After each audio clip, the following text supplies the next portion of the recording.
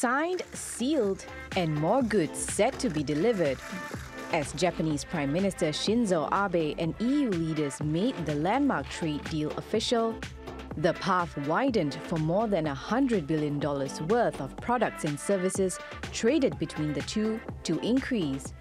This will create a GDP worth about $45 billion and 290,000 jobs for Japan, which will become the new engine of the Abenomics. Set to take effect late next year, the deal removes tariffs on nearly all EU exports to Japan. Meanwhile, Japanese car makers stand to gain from reduced duties on vehicles and auto parts. The deal is expected to give Europe's agricultural and food products a major boost. Exports of European cheese, wine, and pork are among some products set to jump. It will also bring Japanese trade rules in line with international standards, aimed at increasing transparency and market access. Taking place against the backdrop of an ongoing trade war between the United States and China, officials from both the EU and Japan praised the deal as a win for free trade and multilateralism. This is an act of enormous strategic importance for the rules-based international order at a time when some are questioning this order. We are sending a clear message that we stand together against protectionism. Analysts say the deal could further isolate the US economy, which is flexing its America First policy in full force. A move many worry could still be strong enough to bring global growth to a standstill. Laila Humairah, TRT World. Let's bring in Heinz Kurz. He's an economics professor at Austria's University of Graz. He's also a member of the European Japan Experts Association. Professor, it's great to have you on the show. Let's talk about the US first, before we get to the nuts and bolts of the EU-Japan trade deal. Where does this leave the US? Does it leave the US even more isolated on the global trade front? Well, thanks, first of all, for having me. As regards the US, I think there is no doubt that they are in an atmosphere of self-defeating policies. I mean, protectionism will hurt its own economy, it will isolate the economy, and it might trigger waves of reduces in effective demand, unemployment throughout the world, unless other countries are prepared to cope with the problem that has been created by President Trump. It is a self-defeating strategy. Right. From the EU's point of view, do you think the EU can make up for any loss of trade that it's suffering with the US as trade tariffs go up between those two by doing more trade with Japan via this new deal? Well, I think it can't make up all losses, but it can make up quite a few of them. And the question is, of course, what will be, in a dynamic world, the overall outcome of the policy of President Trump? My feeling is that it will have tremendous trade diverting, but also creating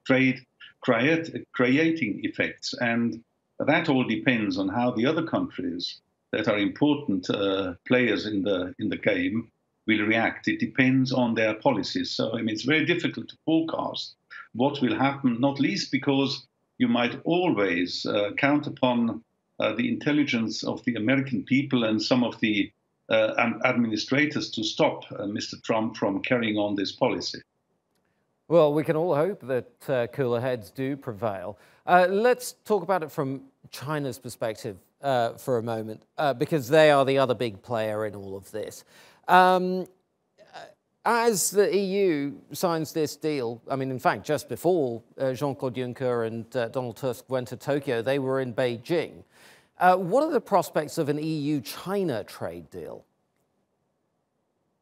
Well, I think that would also, of course, lead to an increase in international trade.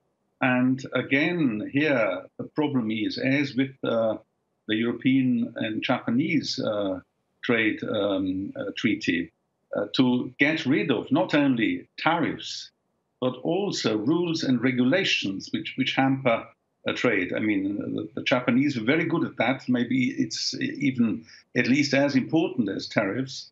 And the Chinese are also quite good at protecting their country against imports to some extent by having a large regulations that have to be overcome by firms, and that is particularly difficult for small and medium-sized firms. So this would have another trade-enhancing effect, which in the end might then show that the Trump policy is contained and hits essentially not the rest of the world that much, but mostly the United States. You sound quite optimistic about China, but the European Union also has a lot of the same gripes against China that the US does, in particular with things like intellectual property. I mean, how realistic do you think it is that China and the EU are going to be able to sit at the same table and hammer out a deal that's similar, perhaps, to the deal that they've hammered out with Japan? Well, I think what is happening right now, I mean, the so-called trade war, that will tell a lesson to these countries, and China in particular, because they have huge trade surpluses. And if the United States cut them down quite a bit, then, of course, they have to react in one way or another. They might be forced to admit new treaties with other countries they wouldn't have admitted otherwise. So maybe Trump has, in the end, a good effect on those relationships. He might trigger a situation which for the rest of the world, and perhaps even eventually for the United States, brings us back to more reasonable rules and regulations in the world economy. Professor Kurz, you've been following global trade for many years.